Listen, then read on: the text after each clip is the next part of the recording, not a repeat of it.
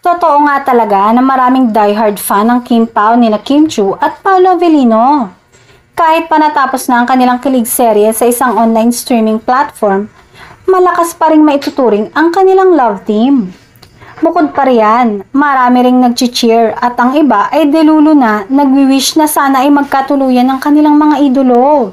May basehan din ang hanashno ni Paolo na bagamat na-appreciate niya ang material gifts na pinapadala sa kanya ng mga fan, mas bet daw niya ang letters na ipadala sa kanya. At huwag isnabin dahil may mga richie fans pala na head over heels ang pagsamba sa kanila.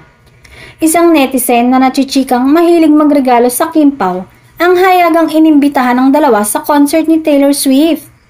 Say ng fan, "My love, I got VIP tickets for you and Pao for N1 of the Eras Tour in Dublin.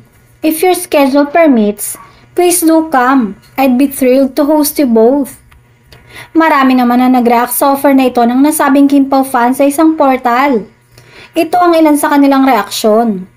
Grabe talaga ang effect ng Kim Pao. Ginagastusan talaga ng fans.